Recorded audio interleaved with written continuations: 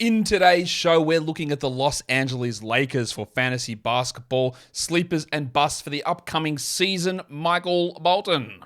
Thanks, Josh. It's Michael Bolton here, and it's time for another episode of the Locked On Fantasy Basketball Podcast. Let's get to it. Let's get to it, indeed. You are Locked On Fantasy Basketball, your daily fantasy basketball podcast, part of the Locked On Podcast Network.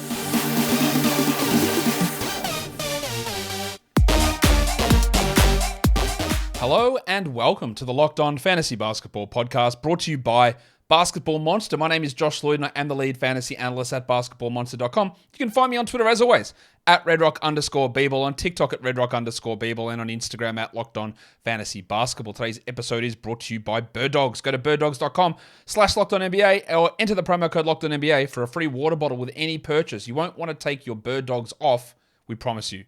Thank you for making Locked On Fantasy Basketball your first listen every day. We are free and we are available on all platforms. Okay, Lakers time.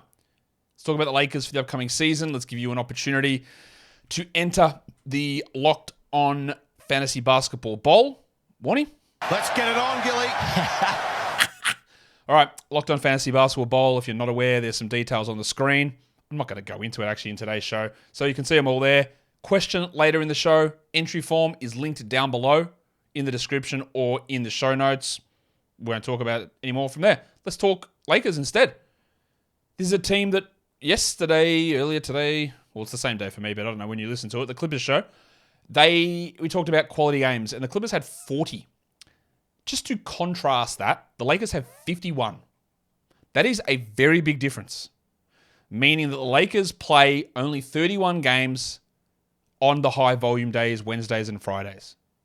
So drafting a Lakers player means you just open up roster spots on those higher volume days. Open up active roster spots. That's a big, big difference to go from one of the worst with 50 or 40 with the Clippers to 51 with the Lakers, one of the best. Unfortunately, both of the LA teams have maximum amount of back-to-backs, 15 for the Lakers, which is not great for LeBron James, who may or may not be coming off of foot surgery. LeBron James. He hasn't told us yet. Maybe we'll find out at Media Day. I don't know. I think he would have. The LeBron James of feet would have been doing a ton of work there. And of course, Anthony Davis with his various bumps and bruises. They also only have 13 max weeks. I don't know right max there. That's actually minimum. Or it's low on the end in terms of weeks with maximum games. And their playoff schedule, it smells a little bit. There is a 2-game week in there. So if you end on the 24th of March, which is the Locked On Fantasy Basketball Bowl end date, they go 4-2-3. If you end on the 31st of March, it's a 2-3-4. That's pretty bad. 9 games.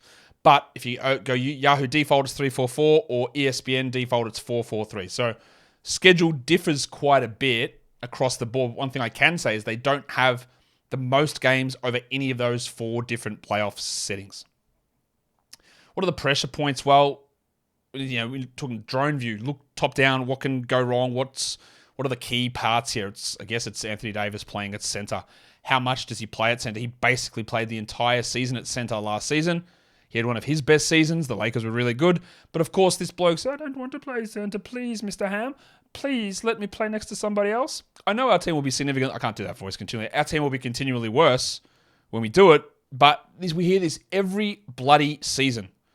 And while it might be the case that he plays not as much at center, he's going to play the majority of his minutes at center. I feel really good about that because a lot of the time, if you are not playing Davis at center, it means you're playing LeBron at the 3. And that, I don't think goes very well. And you're playing inferior, well, maybe you're not playing inferior players actually. Depends who you play at center. Because the guy they're going to play at the 3 at the moment is not that good. I also think that there is a over-focus on Anthony Davis at center because I know that I will get pushback on this. But Jared Vanderbilt is a center. Someone will tell me he's a small forward. Someone will tell me he's not. He's a power forward. Whatever. Jared Vanderbilt on this team plays at center. And you want someone to take the bruising and the battering. That is literally all he does. He goes in there. He plays really good defense. He's an amazing rebounder. He plays close to the basket. So while theoretically Davis played all of his minutes at center last season. All those minutes he played with Vanderbilt. That's another big that was out there. So we'll see what they end up doing with that. LeBron's health is the key thing, honestly. He's 39, the big fella. So yeah, how does he stay healthy? The answer is he doesn't, most likely. He's had all these soft tissue or lower body injuries, foot, ankle, groin over the last few years. I expect that he did have surgery on that foot. He looked at times in the playoffs. You can see him turn it on, but he had to really conserve what he was doing, and he just didn't look right so much of the time. And some of that's just being old, right? But when you hit 39, I'll preach on about being injury prone until you're not and all that sort of stuff. When you're 39, I'm going to come out and categorically say it. It's pretty unlikely that you stay healthy all season. That's just what happens. And then when you get hurt, it takes longer to recover. That is just pure biology. So, yeah, there's always the worry there. The other thing is, what the hell does small goods legend Darvin Ham do at point guard? I would expect that D'Angelo Russell comes in as the starter. But is D'Angelo Russell actually the best option there? Don't know. What if we get Russell benched like in the playoffs, or 28 minutes and Gabe Vincent's getting 28 as well, and they cross over a little bit? That can impact quite a bit when we're talking about the projections and the valuations of players for this team. Today's episode is brought to you by Birddogs. Birddogs are comfortable, but you know what else they are? They're shorts that make you look good. You might not have the rippling thigh muscles that I have, but you can make them look that way with this fantastic stretch underlay thing that compresses, it slims, it protrudes those big quadriceps out there to make you look like you're out there squatting elephants. Birddogs are super comfortable. They can be used in any situation. Like, yeah, that sounds stupid. Used in any situation? Yeah, like wearing them as clothes but what I mean is that you can wear them in different situations. Pool party, backyard barbecue, hanging out with the fellas, watching the big game, who's winning the match, all of those things. Or taking your significant other out to a nice restaurant. Is that Buffalo Wild Wings or is it something better? I don't know. It doesn't really matter. Birddogs can do whatever you need them to do. And you can also get a water bottle. We all love water. We need to drink water, and Birddogs will give you just a free one. Buy some shorts. They're great. You'll love them. Here's a water bottle as well. So go to birddogs.com/LockedOnNBA or enter the promo code LockedOnNBA at checkout for a free Birddogs water bottle with your order. That's birddogs.com/LockedOnNBA for a free water bottle at checkout. You won't want to take your Birddogs off. We promise you. It's a pretty good promise. So who are the breakout candidates? Josh, I thought you hated Christian Wood. Hate is a very strong word. Don't know the bloke. Don't hate him. Do I think that Christian Wood is a particularly good NBA player? 100% no. Absolutely not. Everywhere he goes, he does not lead to winning basketball. He has some issues off the court, on the court, lack of defense, all that stuff. Thinks he's way better than he is. It has been a repeated pattern everywhere. That's why he was on the Bucks and the Sixers and the Pelicans and the Hornets and the Pistons and the Rockets and the Mavericks. Is it a coincidence that the only teams he's been on have been bad ones? Or is it just unlucky? I still think he's a breakout candidate, and I'll tell you why. By breakout, what I don't mean is he will have the best season of his career. That's not what I'm talking about.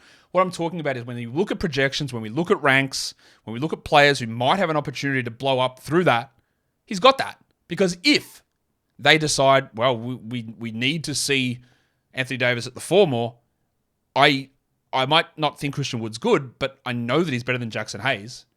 So he's going to get minutes there. And if LeBron gets hurt, or if Anthony Davis gets hurt, there's more minutes there. And one thing we know about the big fella Christian Wood, the crucifix, is that if he's on the court, he'll get rebounds, he'll take shots, he'll probably make them because he's a pretty good shooter, very good shooter for a big man. I just think there's so much that he doesn't do. Position himself, pass, defend, care, good bloke. None of those things he does well. But he's going to score, and then when someone goes out, there is value. And if someone of those two, LeBron or Davis, misses 50, 60 games, 30 games, 40 games, well, Wood might play 30 minutes in those games. And then that value really spikes from where we're thinking he is. I don't think that he forces his way into that role if everyone's healthy. The other one is Gabe Vincent, who I've got slotted to be the backup point guard, but What if he's just better than D'Angelo Russell? What if he just fits better next to LeBron, Reaves, and Davis? I could very easily make that argument. Now, obviously, they paid Russell more than Vincent, but I also don't know that Russell ends the season on this team. So Vincent's a very interesting late pick who's probably going to be relatively poor early on, but it's one of those ones where you take the gamble on it, you sit on it a few weeks, and you just see what's developing. I wouldn't say that Gabe Vincent has the best fantasy game anyway, but there's a real chance that he might become a starter and play 32 minutes a night. There is a chance of that, I think, is how we'll phrase that. Speaking of, which I didn't really, but I am a little bit, speaking of Austin Reaves, let's put him under the lens. Reavesy was a relative revelation last season. I think that's fair to say. His season-long numbers won't wow you. 167th in Yahoo points leagues, 153 in ESPN, 136 in your -1 ranks. Because early in the year, he just really wasn't doing a huge amount. He was playing some pretty good minutes. And look, sometimes we can be under this understanding or this impression that he was in a situation where he wasn't playing. That's not true. There's a stretch of games here in November. 30 minutes, 35, 33, 33, 36, 27, 36, 29, 31, 31, 35, 32, 25, 26, 28, 41, 29, 36, 30, 34. All right, that's a lot of minutes. Then there was a stretch where he was back in the 20s and got hurt and then came back. And then Russell Westbrook was traded. And that opened a lot up for him. He worked his way into the starting lineup in the middle of March. And then what really happened for him was he took off in the playoffs. Now, he ended the season as a starter on this team in the regular season, playing 33 minutes a night, averaging 15, 3.5, and 4, with 51 and 89% shooting. Now, most of that, though, was without LeBron James. So there are plenty of arguments to look at what Reaves' numbers are and go, well, I don't know that he's going to be much better than this. I don't know that everything lines up for it. At the start of the season, last season, I semi-jokingly said, I think Austin Reaves is their third best player. Semi-joking. It's very clear that he was, and he was all season, and he is this season. There are plenty of issues to look at, though. Up on the screen here is his assists per week graph. You'll notice the change in his role. And I just went through all those minutes he played early on. But like 4, 6, 5, 6 assists per week, 9, 8, 6, 10, nothing. Got injured, came back, worked his way in, and then 22, 16, 20, 27, 18, 19. Is that because Westbrook was gone? Partially. Is it because LeBron was injured? Also partially. So we sort of got to put ourselves in the middle of that. And you look at the next graph. His usage over the course of the season. Per week, 9%, 10%, 8%, 16%. At the end of the year, 25, 19, 20, 20, 17, 18. All that stuff jumping way up. What about his minutes per week? This is where we show. It is higher at the end of the season, but he got some big minutes early on. So he was pretty good. And then we look at his -1 ranks. Of course, it improves as the season went on and a couple of strong top 50 weeks, but he was doing okay early on. It's just that things changed for his role. He was recognized more. He had more usage, more assists. And one of the most important things that Reavesy did was get to the line an absolute ton. 5 times per game as a starter, hitting 89%. I would preach a fairly sizable level of caution about some of the numbers that Reaves put up last season. I still like him as an option here. He gets no defensive stats whatsoever. Like, those defensive stats are absent. Over the final 16 games, he had 6 steals and 2 blocks. That's horrible. He got to the line 115 times in those 16 games. That's ridiculous. Right? That was 7 attempts per game in the final 16 games at 86%, but no defensive stats. He averaged 5.6 assists, but that went down towards the end of the season, his assists. The other thing is that he shot for the season 63% on 2-pointers. And as his role and usage increased, that went up. 67% over the final month of the season, 74 over the last 2 weeks. He shot 40% from 3, but 54% over the final 7 games. 46% from 3 over his final 27 games.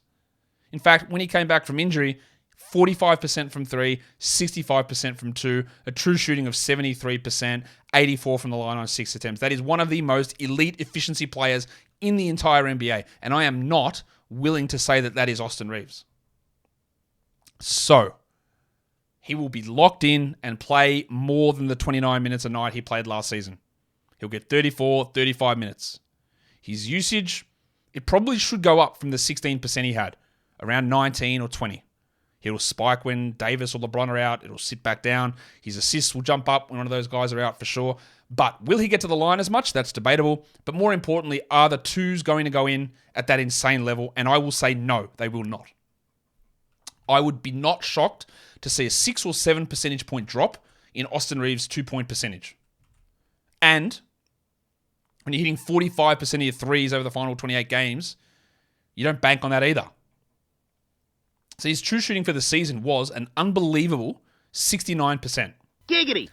There is just, I'm projecting him at 65, which is still very, very high. But what if he's 61? Still really good. And that means everything else is coming down. And when you're not supplementing it, you're a piss poor rebounder. Sorry, Austin. And you get no defensive stats. I worry. I worry about where that goes. Is this time to shit on Austin Reaves? No. I think he's actually pretty good. But there are absolute red flags across his statistical profile. His Darko graph, he started out his career with some really positive stuff. Had a bit of a dip towards the start of last season, and that's when I think he was being used incorrectly when Westbrook was there, and he started becoming a negative trend guy. But then as the season went on, big rise, continued to really push forward. That's a pretty steep slope. He's now moved into positive player territory in Darko, which is huge as well. And again, I think he's very, very good. And I think that he is better than some people think. Some people think he's got the white guy Lakers overrated push. But he's also got a few things that I'm just going to be really careful about in terms of over-projecting him. The good thing I would say is he's not being pushed too high in drafts. At the moment, Reaves has got like an ADP of 99 on Fantrax, 85 on Yahoo, and 115 on ESPN, which is actually ridiculous. That's great value. He should be in that 80, 75 to 95 range. Points leagues, you're probably looking, let me just have a quick look what I think. Points leagues, you're probably looking more in the 90 to 110 range, so 20 spots less, because so much of his value comes from efficiency. That helps in his ESPN rankings, but not by enough to make a big dent there.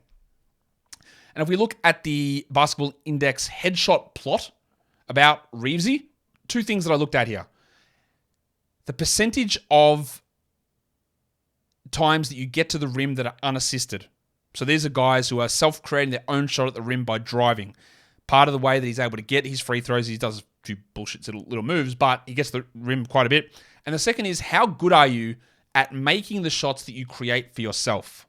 Again, part of his success has been being able to get to the rim and to make the shots that he creates and hitting them at such a high level. I've plotted him against some interesting players, well, I think interesting players, and Edwards, Zach LaVine, Jalen Brunson, and Devin Vassell.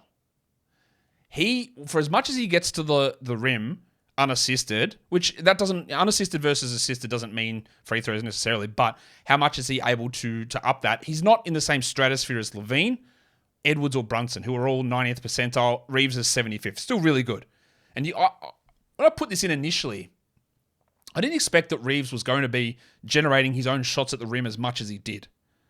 But he's also hyper efficient at it. Like, we're talking 99th, 98th percentile in the NBA at quality or the shot-making talent on self-created shots. That is better than every one of those players that I mentioned. For comparison, Devin Vassell gets the rim under 70th percentile in terms of percentage of rim unassisted, and he's on 85th percentile for grade at making the shots. Doesn't get to the rim as much as Reaves, and is not as good at making his own self-created shots. But Reaves has a better self-created shot-making percentile than Brunson, LaVine, and Edwards. They all get to the rim more, but Reaves is hitting them at such a high rate. Now, this is again just maybe leading into a little bit more skepticism. Do we actually believe that Reaves can be upper echelon, top 10, 15 players in the NBA at making his own self-created shots? That seems a stretch, yeah?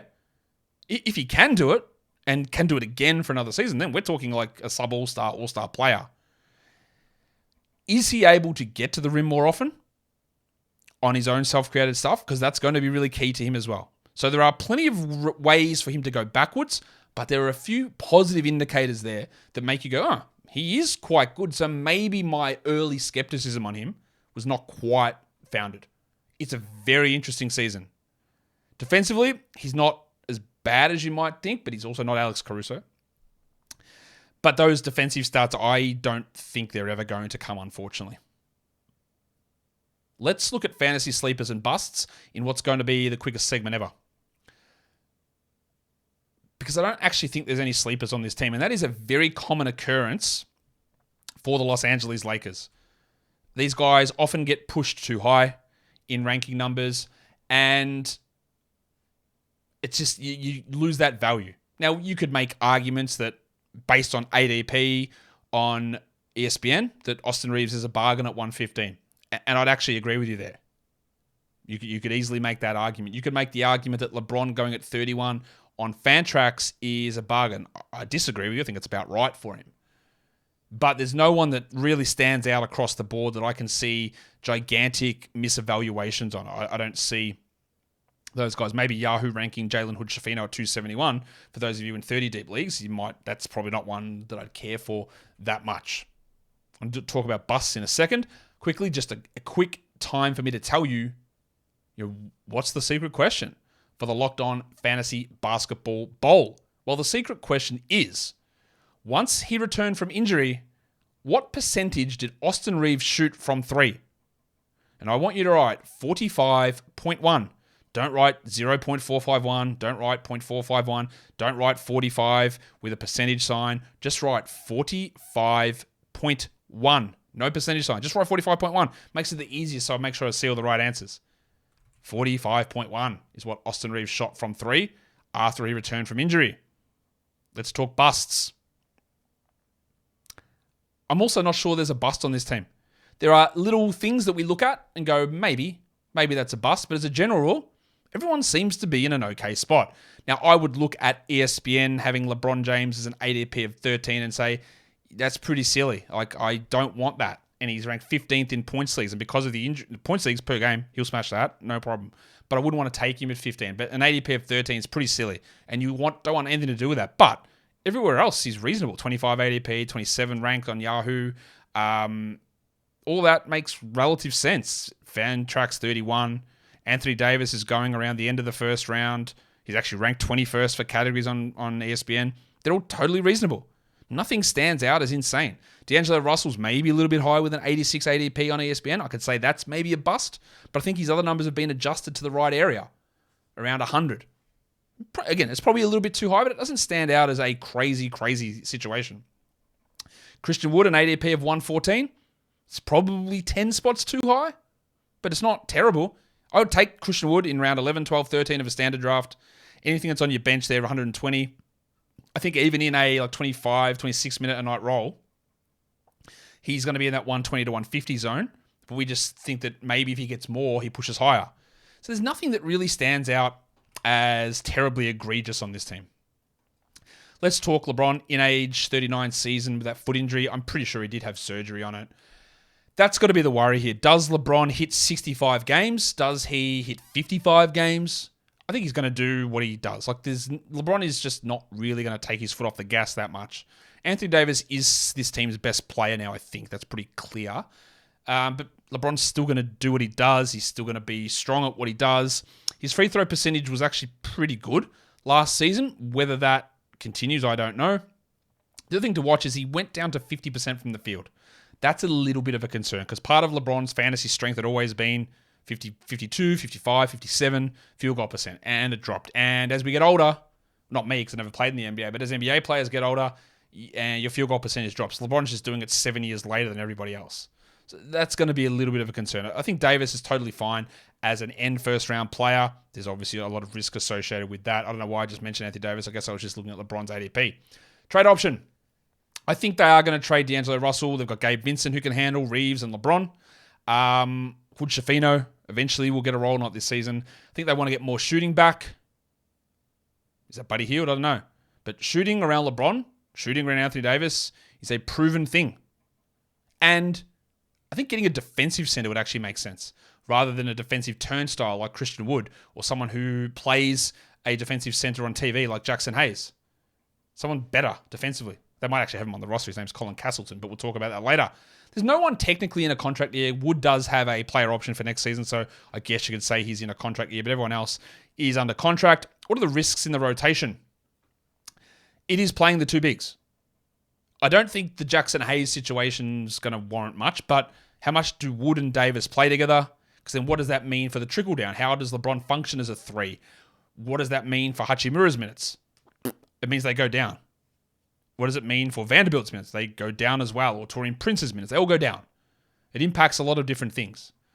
The Vincent and Russell split. I think D'Angelo Russell's fine to pick around 100. Totally good to get a presumed starting point guard there. And Vincent's okay if you want to take a crack later. Probably more towards 14s. And then there is the other starter. It does appear that it is going to be Rui Hachimura. I just think Rui is a very overrated player. He's a guy, again, he's one of those players, and I don't know how he gets this reputation. I wish I knew how he was able to do it. But he gets this reputation of a player who, anytime he does something good, the highlight reel bias gets cranked up to 20. And then people will ignore that he shot 29% from 3 and was out of the rotation at the end of the regular season after he was traded. He sucked. Came in, had a couple of really strong games against the Nuggets, but it also wasn't good all through the playoffs either. But that's what everyone just hangs on to, man. He's so good. A guy tweeted out that, man, great deal on the Jared Vanderbilt extension. He's better than Rui. People lost their minds. Rui is a guy that looks like he should be good, but isn't. Sometimes shoots threes well, low volume, relies on the mid-range, needs the ball, can't pass, not a good defender, can't protect the rim, can't generate steals. I just don't think he's very good. I would not bother with picking Rui Hachimura in any 12-team format. Let me rephrase. No, I don't need to rephrase. I wouldn't even take him. Maybe I'd take him a last round of a points league. No way in a 12-team category league would I draft Rui Hachimura. And the addition of Christian Wood hurts him quite a bit. Because it means if they are going to play Wood and Davis, then Rui's on the bench. I wouldn't draft Vanderbilt either. Just all too much of a mess between all of those guys in terms of playing time.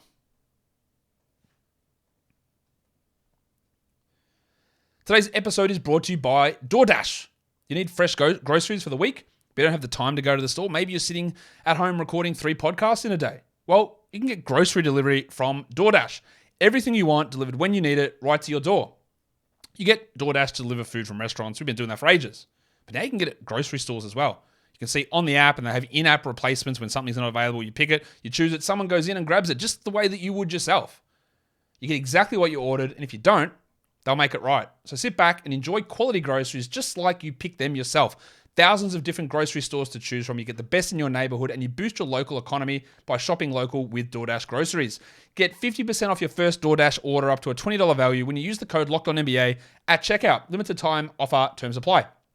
That's 50% off up to $20, no minimum subtotal, and 0 delivery fees on your first order when you download the DoorDash app in the App Store and enter the code LOCKEDONNBA. Don't forget, the code is LOCKEDONNBA for 50% off your first order with DoorDash.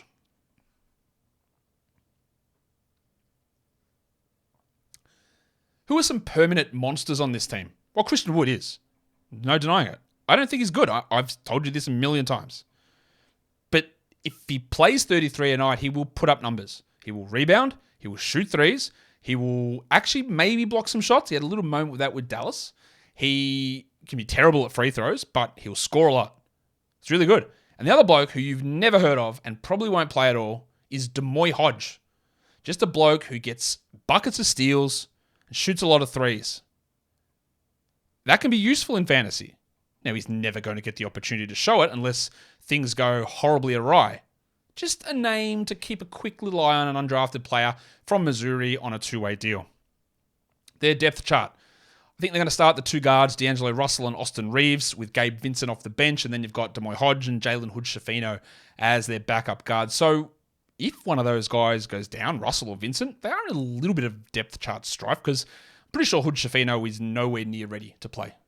In terms of the wings, I wouldn't class any of the guys they're going to start as a wing. I haven't spoken about Max Christie yet.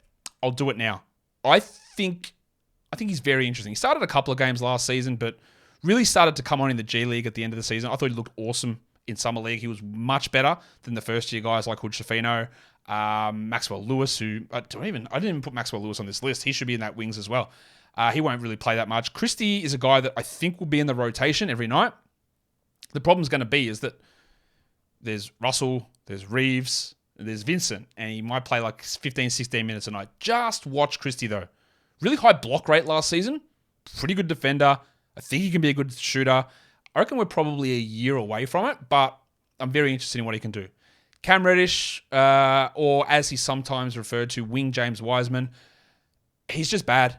He just needs a chance, Josh. I know. It's only his 4th team after being picked high in the lottery and also struggling in college. I just don't think he's very good. I don't think you want to play him. He'll have a couple of games where he looks solid. He does have an okay fantasy game because he can hit some threes at times and he can get some steals. But in terms of just basketball player, you just don't want him on the court. He could prove me wrong. We're 4 years in, 4th team. He's done nothing ever to make me think that he's good. And speaking of not good, Alex Fudge, who I do not think is good either. They've got him on a 2-way. Forwards, they're going to start Hachimura and LeBron would be my guess. I've just talked about LeBron and talked about Rui. Taurean Prince is the backup. I just don't think he gets enough minutes to matter. And also, on this team, even if Prince slotted in and started, which, honestly, he'd be a better starter than Hachimura, he just wouldn't do enough. He needs a lot more usage to be good. He's not a good rebounder. He's not a big steals guy or blocks guy. He never gets assists. He can shoot. He's improved that over the last couple of seasons, but it's not super reliable. He's good in his role. He's probably better in his role than what Troy Brown was last season, but I don't think that matters that much. And the bigs, I think they're just going to start with Davis, but then, of course, there is Christian Wood, Jared Vanderbilt, Jackson Hayes, and Colin Castleton, who I like in dynasty drafts as a very, very late pick. Vanderbilt, not probably going to play enough to matter, and he's so low upside with his usage, and we just talked about Wood and Davis a lot. I don't think Jackson Hayes is any good either, and he is very, as you can see on that, very much down the rotation. What does Durant and Bazemore think of it? My metrics there. Durant was actually pretty down on Gabe Vincent, which was interesting. But I did like Jackson Hayes, which I didn't expect. It doesn't mean that either of them are draftable in 12 or 14 team leagues, and Vincent pushed him down but that was the more notable changes. In Bazemore, it doesn't have Davis in the top 30. Age, durability issues is part of it as well. That's part of the thing that is incorporated somewhat in Bazemore too. LeBron was outside the top 120. Now, remember, Bazemore is going to be a portable, adjustable formula that you can use for your dynasty leagues. And part of the way you can do it is like, do I want to skew towards now or in the future? And LeBron at age 39, if you're in a dynasty league, you have to be going for it right now. So he's not even a top 120 player.